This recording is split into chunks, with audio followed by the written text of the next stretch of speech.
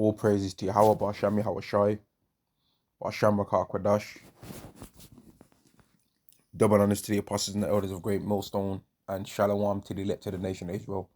This is going to be a lesson on how the money that people make with America, right, and these nations' love for money is not going to outweigh, right, their need or their want for a righteous society according to what they believe a righteous society is, right? Because these nations eventually are going to turn on Esau, and I'm going to get some prophecies to go into this, man, right? And I think I'll start with the book of Obadiah, and then I'll go to the book of Revelation and some other places as well.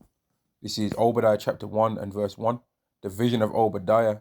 Thus saith the Lord Yahweh concerning Edom, we have heard a rumor from Yahweh, and an ambassador is sent among the heathen. Arise ye, and let us rise up against her in battle. Right? So there's a rumor, right? Which everything's a rumor until it happens, right? But there's a rumor, there's a hearing going on that the heathen nations, meaning in this context, it means any nation that is not Esau, right, is saying, let us rise up against her in battle, man. That's what they're saying among themselves, right?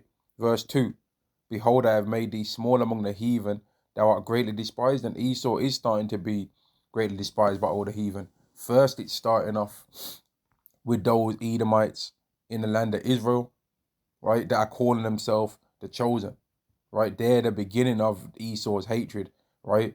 And then as America starts to keep siding with them all the time for all the madness that they're going to be doing, eventually people are going to be like, you know what?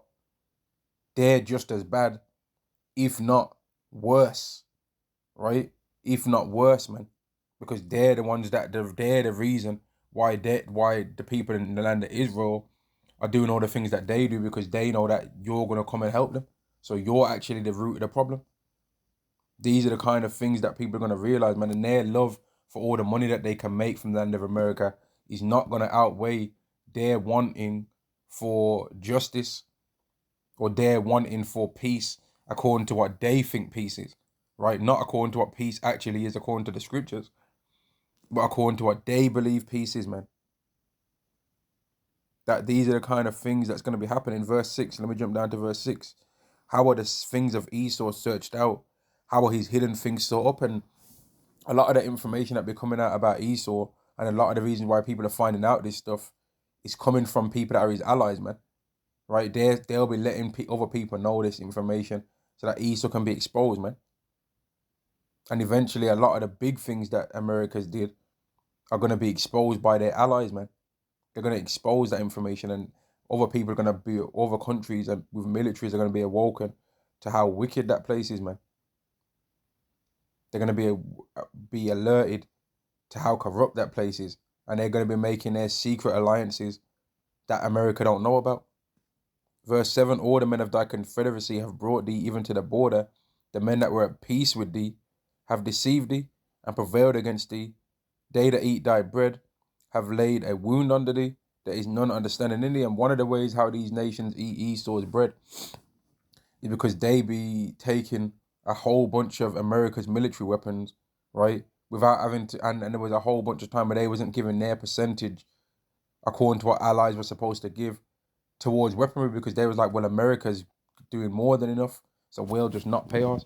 And then there was that time where Trump was telling them, nah, you've all got to pay your portion, right? You've all got to put in what you said you was going to put in according to the percentage of your GDP, I believe the term is, man. And he was putting it on them. Now, let me go to this. Revelation chapter 17 and verse 10. And the 10 horns which thou sawest upon the beast, these shall hate the whore, and they shall make her desolate and naked, and they shall eat her flesh and burn her with fire. And that's what's going to happen with all the allies of America. Eventually, they're going to do that, man. Right? All the allies of America are going to do that, which began with 10 nations, or if people want to try and say 10 horns, man, if they want to try and say it that way, but it's 10 nations. But now there's more than that. But it initially was 10 nations that started off all of those alliances. I believe the Treaty of Rome, it was called, right? Verse 17, for God have put it in their hearts to fulfill his will, to agree and to give their kingdom unto the beast until the words of God shall be fulfilled. And some of those words are the MOTB, right? Other of those things are that they was going to help destroy the Israelites, man. These are part of the words that Yahweh wanted to be fulfilled. They had to have a alliance that allowed them to push wickedness around the whole earth. Esau couldn't have just did it alone. America couldn't have did it alone. They had to have all these other nations be in on it too. And be down with it, man. Be down with the wickedness. They needed the heathens' help to break us down even as a nation, man. So let's not make no mistake about it. When Esau falls for what he did to the Israelites, all you other nations are going to have to pay for what you did to us too, man. The truth's going to come out about what was really going down during that time of the Atlantic slave trade, and how all you other nations, you played a part in it too, and that you also got yourself some slaves while we was in captivity, man. Not that you were just all in your nations, just minding your business. Like, man, it's messed up what they're doing over there to those so-called black people, but and what they did to those Native Americans, but I ain't gonna get involved. No, you would have been over there getting yourself a slave or 1,000 too, man. And the truth on all of that stuff is gonna come out when it goes down, man. Yahweh knows the truth on that matter. He knows everything about it. Yahweh Shai knows everything about it too. So the truth's gonna come out. The angels witnessed all the things that you people is doing. So the truth's gonna come out on all of that time frame, man. The truth's gonna come out on that. And you people don't think it is, but it is, right? Now, I was going into how these nations' love for money is not gonna outweigh them destroying America, man. And let me get it. Because after America gets destroyed, they're gonna have regret in their heart. But whatever America's gonna do, right? And what America's doing is gonna cause for them to be like, man, you know what? I know we make a lot of money with America, but forget them. Forget America. And I'm gonna read it right now. Revelation chapter 18 and I'll start from verse 1. And after these things I saw another angel come down from heaven, having great power, and the earth was lightened with his glory. And he cried mightily with a strong voice, saying, Babylon the great is fallen, and has become the habitation of devils, and the hold of every foul spirit, and a cage of every unclean and hateful bird. Now, that's not talking about how the people are like birds and all of that. That's talking about literally, after America gets destroyed, that land is going to be lived in by those kind of things, man. By weird birds. And you can read about this more in Isaiah 34. Right? You can read about it. And you can even read about how Babylon's gonna be destroyed and uninhabited in Isaiah 13. And I believe Jeremiah 49, Jeremiah 50, and Jeremiah 51. You can read about these things as well. Right? And you can also read about it here in Revelation 18, verse 3. For all nations have drunk of the wine of the wrath of her fornication, and the kings of the earth have committed fornication with her, and the merchants of the earth are waxed rich through the abundance of her delicacies, right? All these nations on the earth that deal with America have been able to have benefited more financially than they haven't benefited. The nations that America decides, yes, we will do trade with you, they benefit greatly by America's love for luxuries, man. Just look at a city like Miami, a city like Las Vegas, a city like New York, a city like LA. I think I said LA already. Miami, Vegas, LA, New York, them places, man. They got a love for riches over there, man. And I believe even Texas, there's a lot of money being made in them kind of places too, man. And Atlanta, there's a lot of whole bunch of even Israelites that have got getting money in Atlanta, man. It's like Sodom and Gomorrah over there. But there's a whole bunch of so-called black excellence in a city like that, man. So if even Israelites are making a whole bunch of money in a city, then you know where Esau's making way more, probably 10, 15 times more than they're making, man. Way more than them. Verse 3.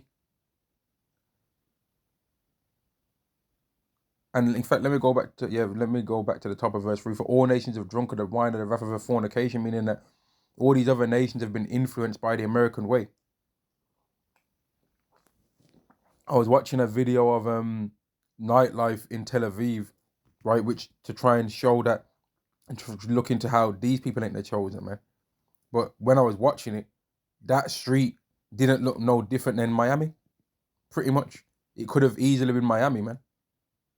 If you didn't know where that was because you watched the video and you just watched the video and have watched it without the sound, you might have not known that that was in Israel. You might have thought, oh, this is Miami. You know, they had the same exact kind of vibe, pretty much, except it was mainly only Edomites over there. It was mainly Edomites over there, man. Verse 4, and I heard another voice from heaven saying, come out of her, my people, that ye be not partakers of her sins, and that ye receive not of her plagues. And this is talking about the Israelites removing out of there spiritually first, right? Remove out of there with your mind. The literal moving out of there is going to happen. But the Israelites have to remove their mind from that place first. Because there's other scriptures in Revelation that goes into how the Israelites are going to get taken up literally, right?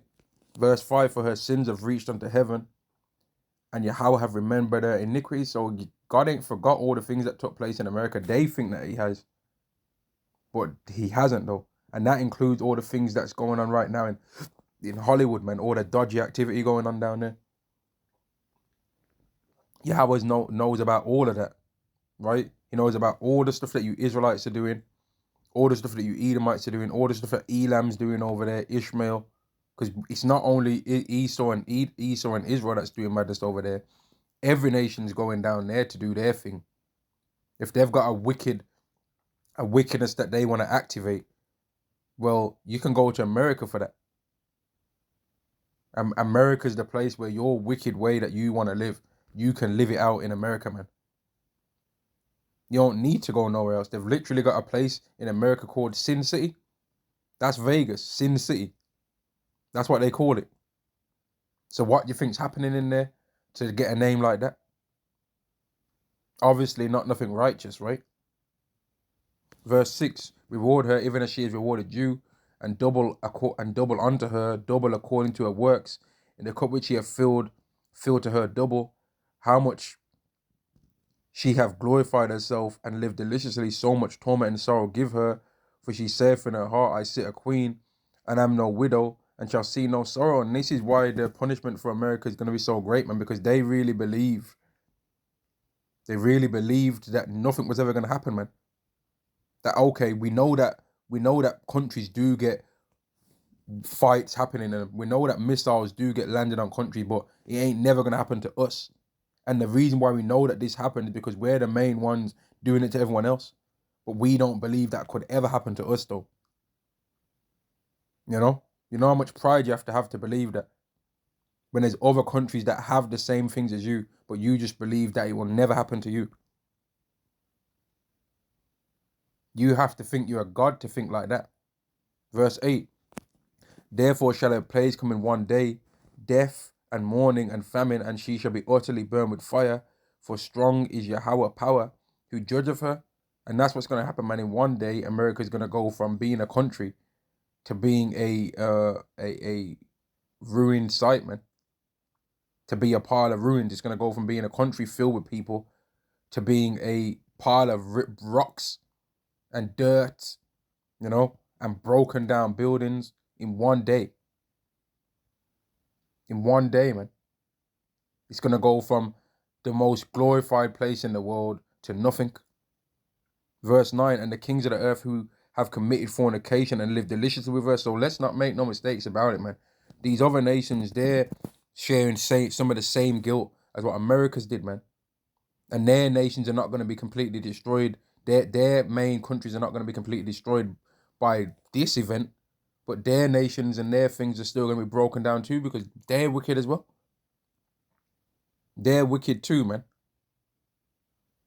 And when we get Esau in a situation where he knows he can't win, he's going to be letting his mouth loose, man, and be baiting out everything, what's really going on. He'll tell us what it is, just so that he's not suffering alone by himself. That's what they're like.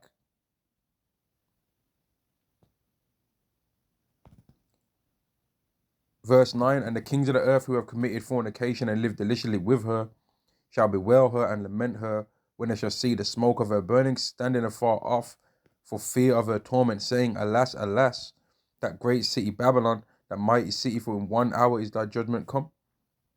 That's not a long time, man. Verse 11, and the merchants of the earth shall weep and mourn over her, for no man buyeth her merchandise anymore. So people are going to end up destroying this place because it's wicked, right? And they're realizing that it's destroying the earth. But at the same time, after it's destroyed, they're going to be like, damn, but we made a lot of money there though, man.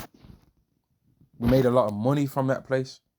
They're going to understand that that place was a problem. But they're going to be like, damn, but we made a lot of money from them, man. Like, where am I going to make that money from now? That's a big account loss that can't be recruited easily. It's going to take, they'll be thinking in their mind, it's going to take a couple of years to get that money back. But they ain't going to have the time to really think that, because at the same time they see that take place, they're going to see Yahushua, which is going to add to them being like regretful about them even destroying that place. It's going to be like, man, we should have just dealt with America. We should have just dealt with the madness that America was doing, because this next thing that I just saw, that being that I saw, that Yahushua that I just saw, he don't look like he's about negotiations. He don't look like I can negotiate with him. So we should have just dealt with what America was doing. That's the kind of things they're going to be thinking, man. Verse 12, the merchandise of gold and silver and precious stones and pearls and of pearls and fine linen and purple and silk and scarlet and thyine wood and all manner of vessels of ivory and all manner of vessels of precious wood, of most precious wood, and of brass and iron and marble and cinnamon and odors and ointments and frankincense and wine and oil and fine flour and wheat and brass and sheep and horses and chariots and slaves and souls of men. These people are going to be like, man, all the things that we ever wanted to sell, we could sell it to America, and now ain't no one buying this stuff, because that place was just wicked enough to buy anything that we wanted, man, to sell. They're going to be remembering all the slaves that they stole of their own people, the undesirables of their own nations, that they sold into secretive, weird-ass slaveries in America. They're going to remember all that, man. And like, man, we was making millions, billions from all of that. But now we can't do that no more. They're going to be remembering literal people that they gave off to be sacrificed, man. That's the souls of men that they're going to remember when it was like, man, okay, we're going to give these people of our nation, right? Because we know what you're doing really behind the scenes, man, all the weird sacrifice that you're doing. We're going to give them. They're going to remember that, man. They're going to remember all the money they made from that wickedness.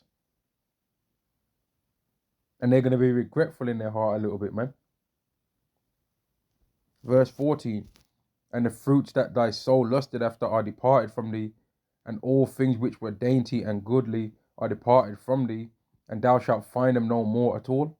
The merchants of these things which were made rich by her shall stand afar off for the fear of her torment, weeping and wailing. Right? All the people that was giving these things, giving souls of men, giving slaves, right? The slaves, are the people that they was giving over to that place to work, man, on some dodgy things behind the scenes. The souls of men, if you ask me, would be the people that they gave over to that place, knowing that these people ain't never coming back, man. These people are about to be part of a ritual. You know? Verse 16. And saying, Alas, alas, that great city that was clothed in fine linen and purple and scarlet and decked with gold and precious stones and pearls, for in 1 hour so great riches is come to naught. And that's the only reason people are going to care that America's gone, because of the money.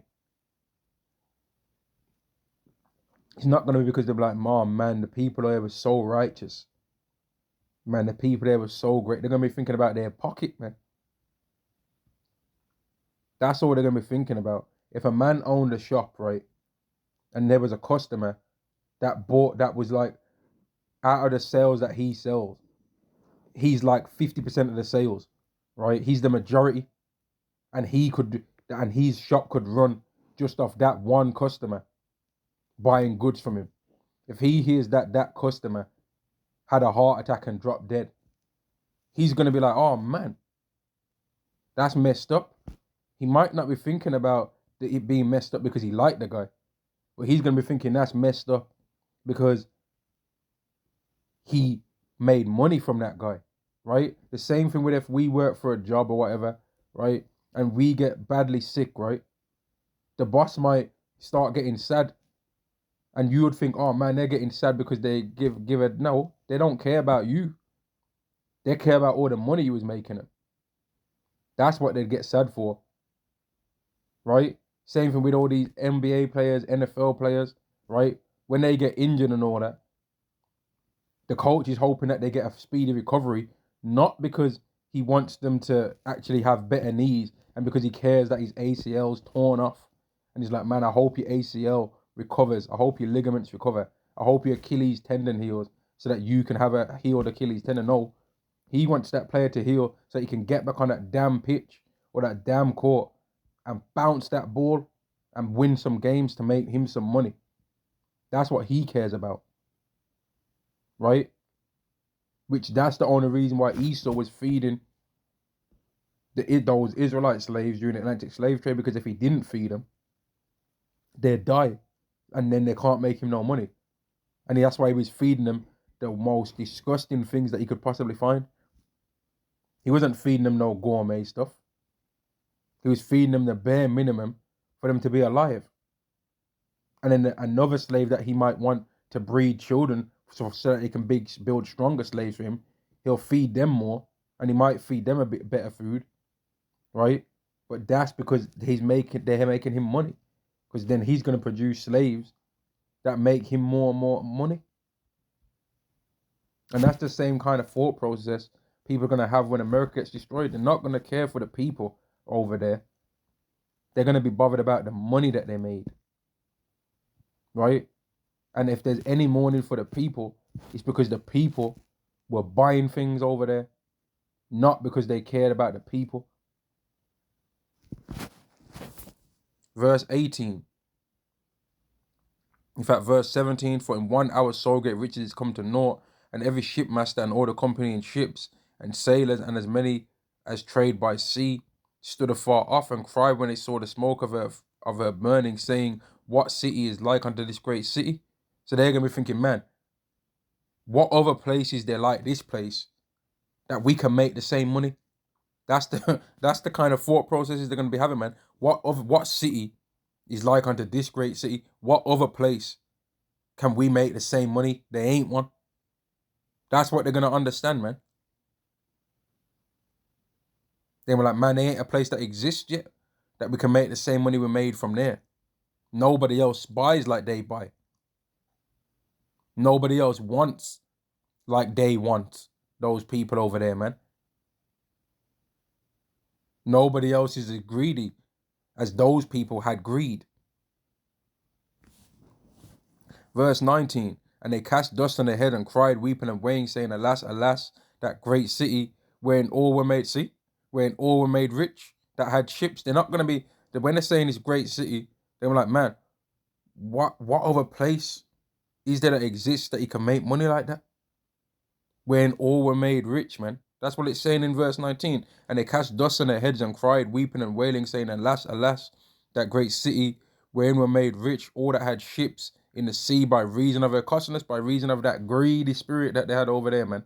That want spirit, you know, where the Jakes grab their two pinky fingers, right, and open up their mouth to the sides, right, and stretch their mouth so they can show their diamond teeth, where they show the bust down watch, shaking their forearm in the camera, you know, where the women will be, the Israelite women will be fat as hell, but they're dressing in a bikini as if they're 8 to 10 stone and that, man, when they're damn near way more than Deontay Wilder, and he's a 6'7" professional heavyweight boxer.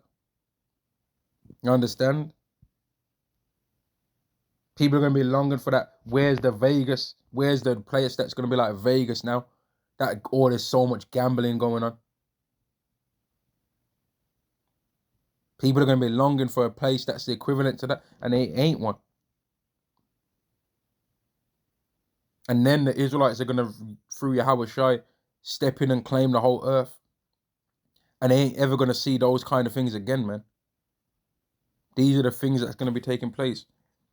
Verse 19, and they cast dust on their head and cried, weeping and wailing, saying, Alas, alas, that great city wherein were made rich, all that had ships in the sea, by reason of her costliness.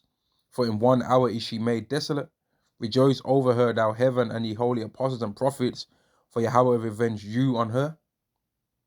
Right? That place is getting destroyed for what it did to the Israelites, man. And what it's still doing to those Israelites that believe in Yahweh Ba'Shem Yahweh Shai over there. And even the ones that don't, man, because they're still Israelites. That's still the descendants of Abraham, Isaac, and Jacob. They still belong to the same lineage that Yahweh Shai died for. Right? They're still under the same covenant, man. Even though they are breaking it, they're still part of the same covenant, because out of all the Israelites who didn't break it, the only Israelite that ever existed that never broke what the covenant required was Yahweh Shai. All the other Israelites, they would have, even when it speaks about them being righteous, okay, they would have been being righteous, because when they would have did something wrong, guess what they would have did? They would have put up a sacrifice according to what the law says. So they were keeping the law, right? Back when you read the laws, if an Israelite did something wrong, or if they even perceived that they did something wrong, they would put up a sacrifice. So they could technically say, oh, I'm righteous because I'm following the law, what the law says, if I do something wrong. But really, if you were truly righteous, you wouldn't even have to put up none of those sacrifices. And the Day of Atonement would have not even needed to be kept by you, because you wouldn't have had any sins to atone for. Right? Now, that's not to say that the Israelites are not going to keep the Day of Atonement in the kingdom of heaven, because it says it's a ordinance forever, right? But the point I'm making is that if you was truly righteous as an Israelite, you wouldn't have to keep none of those things, technically, because you wouldn't have any sins to account for, man. Right? And I think I've went more than enough time on this lesson, man. People are gonna destroy, and people are gonna destroy America, right? But they're gonna be the money, the love of money that they have is not gonna outweigh their anger towards America, man. Shalom to the elect, to the nation of Israel. Shalom.